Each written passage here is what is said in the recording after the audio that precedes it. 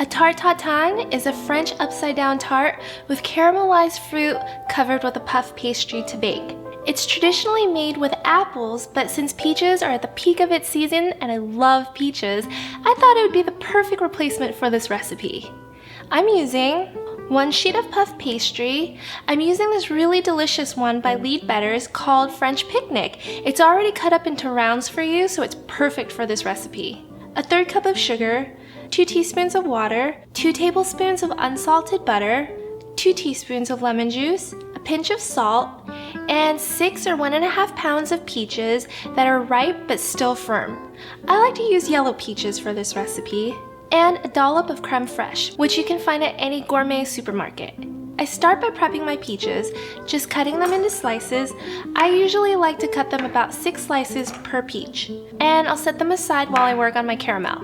Now is a great time to preheat my oven to 400 degrees. Next, in a heavy bottom pan, I like to use either a cast iron pan or this heavy bottom frying pan. I'll add the water and sugar over medium-high heat.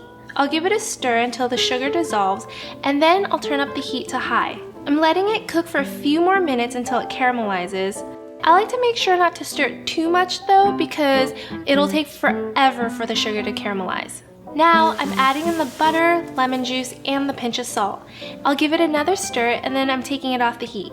Now I'm lining up the peaches in the pan, the cut side up, just arranging them in a pretty circular pattern.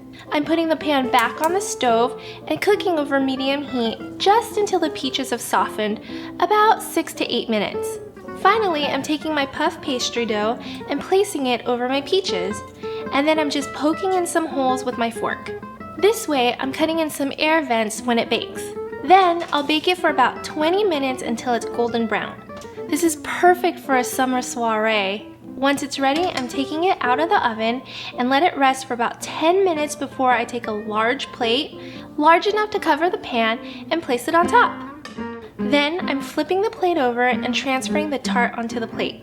The caramel sauce will ooze out and you see all of the beautiful peaches lined up in this sparkly glaze. Such a showstopper piece, and it even tastes better than it looks. I like to serve this with a little dollop of creme fraiche on there. I hope you enjoy this recipe, and be sure to check out my other French recipes in this playlist, and I'll see you guys next time. Au revoir!